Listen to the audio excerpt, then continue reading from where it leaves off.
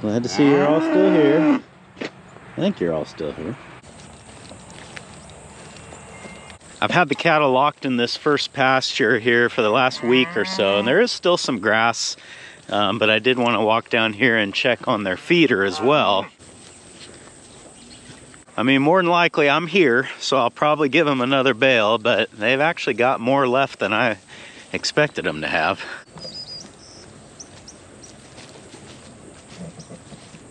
You guys didn't finish that. I thought you would. Do you want to be friends? Is that what you're trying to say? Nope. Well, they've really got enough hay here to go another day, but you know, this pasture is kind of far from home, and it wouldn't really make sense for me to drive out here again tomorrow to give them a bale. So we'll go ahead and try to dump one on top of what's there. Goofy cows. We'll get these cattle taken care of and see where we go from there. That's what's going on today on Farmertylerranch.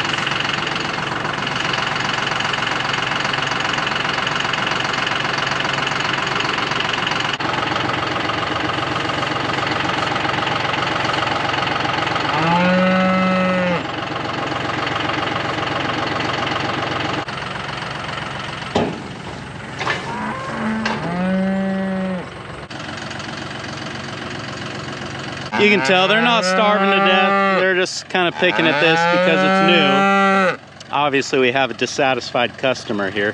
What they would really like is to go into the next pasture, but I hesitate to do that because then they can get over to where they got out before. And the plan is to get these girls out of here in the next couple of days. So I just don't want to have to worry about them. I mean, I'm sure that I still will, but maybe not quite as much. That's the problem with having the cattle in a pasture that's really far from home, is when they get out once, you just have such a hard time convincing yourself that it's not gonna happen again. The gooseneck hitch for the new truck showed up the other day, so my plan is to get that installed hopefully tomorrow or the next day, and then once it's on the truck, the first job that we're gonna do is come and get these cows.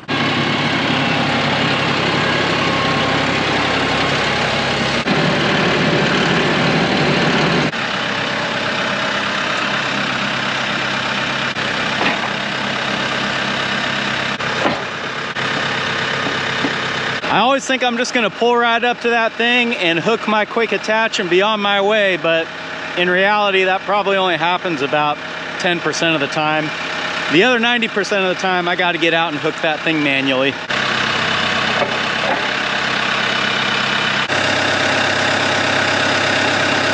I'm getting the forks on the LS because my Redmond shipment is on its way. In fact, I see an XBO truck pulling up right now. It's probably him. All right, let's get this unloaded.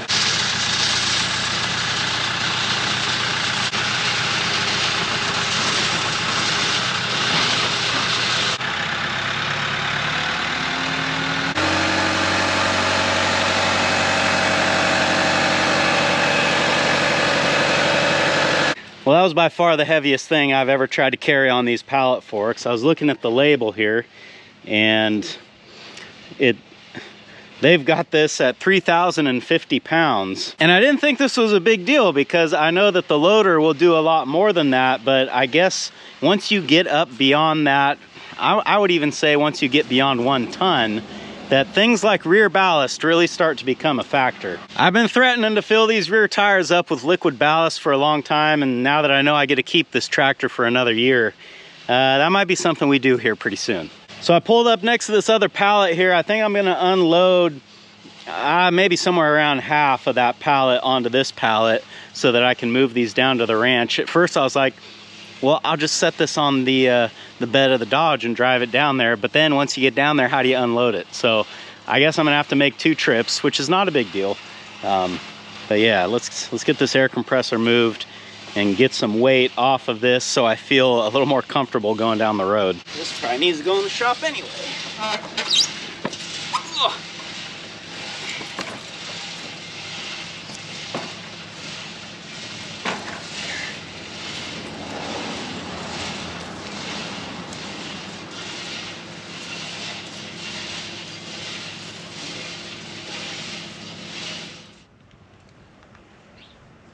It's a little more evenly split. That ought to ride a lot nicer.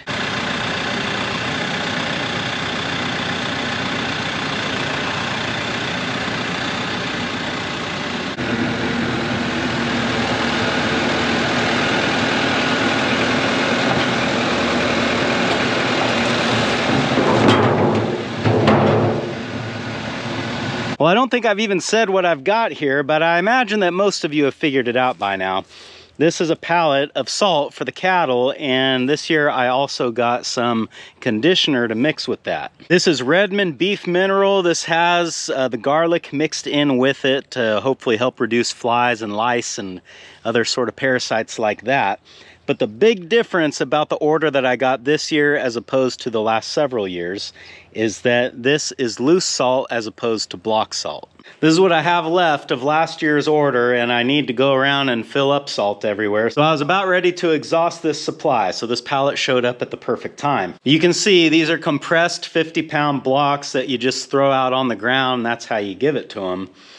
The loose salt, however, is better fed with some type of a feeder, although I suppose a person could just dump it on the ground. It seems a little wasteful, but you could do it. The loose salt, on the other hand, is exactly like it sounds, just loose salt, similar to what you would find in your salt shaker on your kitchen table.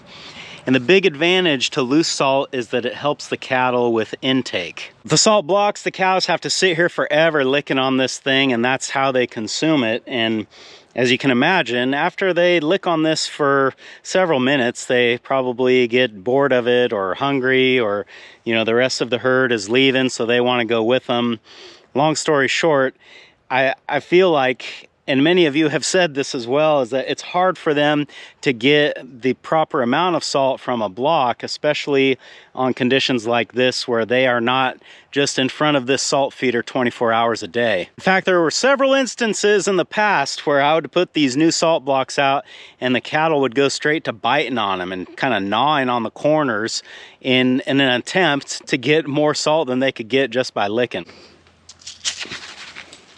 Now here where I'm at, we are deficient in copper and selenium. So in the past, when I had Redmond mix me up custom blocks, we would supplement heavily for those things. Like in this Farmertylerranch mix block, I had 2,000 parts per million of copper and 90 parts per million of selenium. In this new batch, I've got significantly less of those minerals. Looks like copper is 282 parts per million and selenium is 59 parts per million. Now at first I wondered if there was some kind of a mistake, if they accidentally sent me the wrong pallet, but this is actually was done intentionally, and the reason is that this year I'll be feeding this loose salt in conjunction with this Redmond conditioner. Essentially what the conditioner is just clay.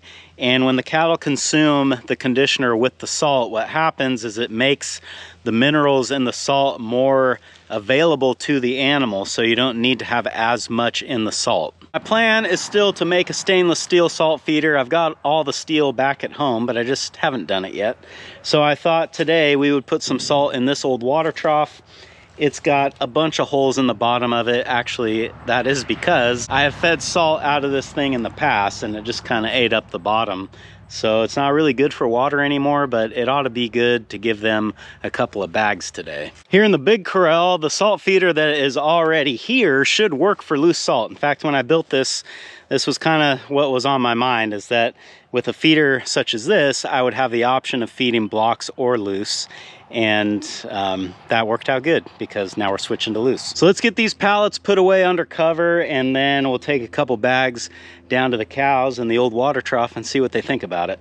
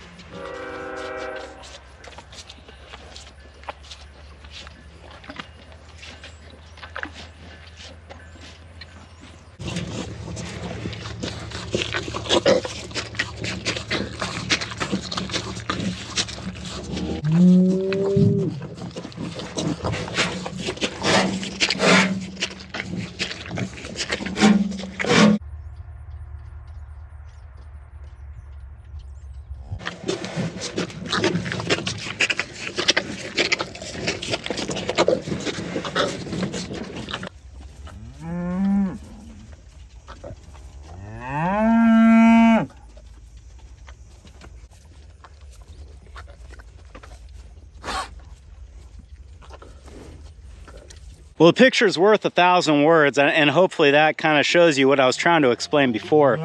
Just by touching their tongue on that loose salt, they get as much salt in their mouth as they would get from like probably 10 or 15 minutes of licking on it. That garlic salt is really potent, and when you put it in a trough like that, it almost seems to kind of concentrate that odor. In fact is, there's a gentle breeze coming towards me. I can smell it from here. I'm probably 30 feet away.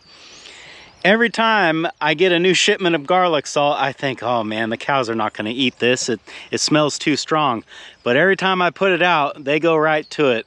I know it's kind of hard for you guys to tell with editing, but after I dumped that salt in there and walked away, it wasn't 5 minutes before they all crowded around and started getting into it. One thing I noticed about the garlic blocks is that after a few months, you couldn't really smell them as much anymore, like where I store them there in the garage.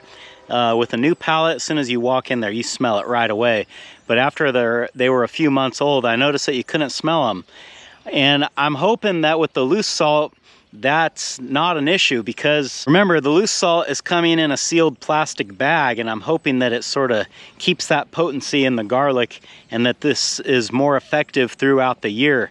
Not only will it be more potent, they'll be consuming more of it as well. So I'm hoping that those two things together should help. I decided not to add the conditioner to this little bit just because we're already getting them used to something new with the loose salt. And I figured let's keep it a flavor that they're used to. And then once they get used to eating it like that, then we'll add the conditioner then. Big thank you to Redmond for making this video possible. You know, I was thinking about it, and out of all the companies that I have worked with as a result of YouTube, I've been working with Redmond the longest. I think we started working together 4, maybe 5 years ago at this point. It's been an easy relationship because I truly do believe that this is the best livestock salt on the market. And they also make salt for humans, which we also eat. So if you're interested in getting some salt for yourself or your animals, there's a link in the description down below, as there has been for, like I said, 4, maybe 5 years at this point. Well, look who's back. I figured I'd give an update on my truck only because so many of you have asked about this. I was actually kind of surprised.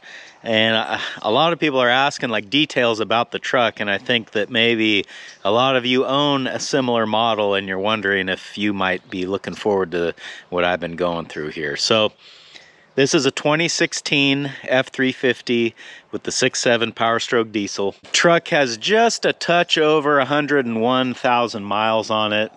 And what ended up being the problem is it was actually really the best case scenario for the code that it threw, which was low pressure to the fuel system, which usually indicates a bad injection pump.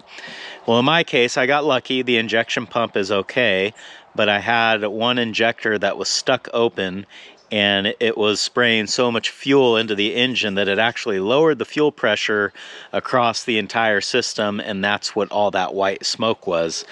Now, usually when you think of unburnt diesel going out of the exhaust, you think of black smoke, but I think it's because of all the emissions equipment on this truck that when it finally makes it out, it looks white. I got the truck home and I did not drive it at all. I was just trying to not use it as much as possible because I know that we're going to sell it.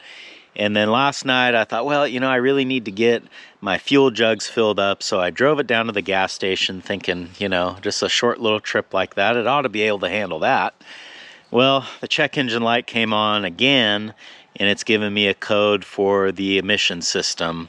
And I'm hopeful that what this is just that since it sent all of that unburnt diesel through the exhaust pipe, that it probably gummed some things up in there, and hopefully if I take it back to the mechanic and have him force a regen cycle on the truck, I'm hoping that it'll burn all of that off. And I'm hoping the check engine light won't come on again because you can't really sell it with a check engine light on because it won't pass emissions, and yeah, it's a whole other thing. So what I'm saying is that the theme of this truck, which has been one problem after another, is still continuing, and because of that, it's just, I've had enough. This truck's got to go. We're gonna replace it. I've already got the gooseneck hitch for the next truck over there, and this might be the last time you see this truck in a video. And I want to be clear, I'm not trying to bash Ford. I actually don't think Fords are bad. I know a lot of people that have them and love them and don't have any problems with them.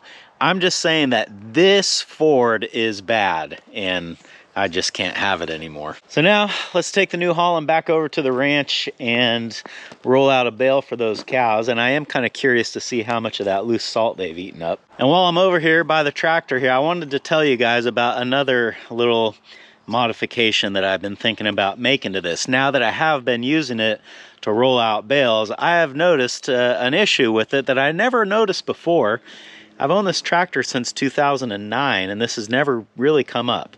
But what I've noticed is that as I'm driving through the field, I'm getting a bunch of manure on these tires. And then when I get out of the field and take it back down the road, it starts flinging manure everywhere. I mean, it lands on me, it lands all over the tractor, just makes a mess. And some of that's coming off the front wheels, and there's not really a lot I can do for these. I know I've seen on bigger tractors where they make little fenders that go on the front tires that turn with the wheels, and I might be able to come up with something like that. But I don't think this is really where a lot of my problem's coming from. I think more of my problem is coming from the back tires, and you can see that they do have fenders, but they leave a lot of this tire uncovered. And the more I looked at these, I was trying to think, what were the engineers thinking here? Because obviously these fenders are not covering the tires, and I don't think these are really meant to keep mud off of the operator. I think they're more meant to keep the operator off of the tire, which I do appreciate. But I just got to looking at this, and there are some mounting holes here. I think this might be for like a factory step or maybe something else, I don't know. But they're right here in a perfect spot to take advantage of. I could bolt to these holes and make a frame that comes out around this tire and covers the whole thing. And I was thinking I could do this with like a steel perimeter frame and then make the actual sheet on the fender out of aluminum so that these don't weigh, you know, 1,000 pounds, and just bring it back, you know, maybe about to where the factory fender ends, and maybe that would help some. I don't know. It's not something that I'm gonna be doing right away, but it is something that I would like to do at some point.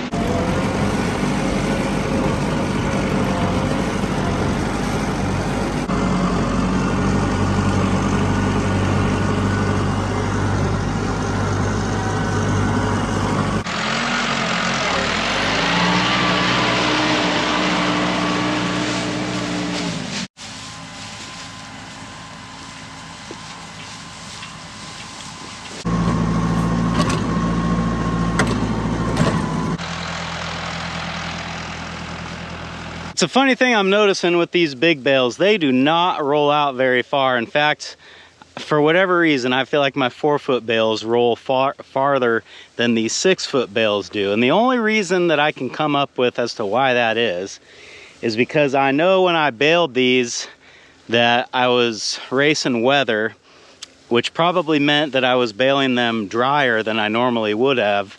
and that's probably why. They just, when you bale hay real dry, it doesn't like hold its shape or hold together as good as it does if it has a little bit of moisture in it. So I think once you start rolling, the whole thing just kind of like shatters apart, and that's why it's rolling out so fast the way it is. But from a bale grazing point of view, this might actually be a good thing, because the hay is concentrated in a smaller area. Then that also means that the manure is concentrated in a smaller area. And same with any leftover hay, as you can see in this check. Over here, I think I've spread 2 bales, or I shouldn't say spread, I rolled 2 bales, one kind of right there, and then another one right there. You can see that by doing it that way, I've got fairly even coverage of the hay that they left behind on the ground. I can also look around and see very even coverage of manure, and if I get right down on the ground, I can see a lot of seed that is left on the ground as well. I mean, just look at right here. I don't know if the GoPro catches it very well, but there is a ton of seed right here on the ground. The hay and manure left behind by the cattle as it decomposes will be really good for the soil, and all the seed that's left on the ground will be really good for me and the cows. And I bet it won't be a couple, 2-3 weeks before we start to see this sprout. So I guess it's one of those things, instead of trying to control it and make it go the way you thought it would, you just kind of got to let it do what it's going to do and understand that maybe it's better. Last thing, salt check. Yeah, they've been picking at it. Well, I'm starting to run out of daylight, so I better get this tractor moved back home. Thanks for hanging out with me today, guys, and I hope I'll see you again on Farmer Tyler Ranch.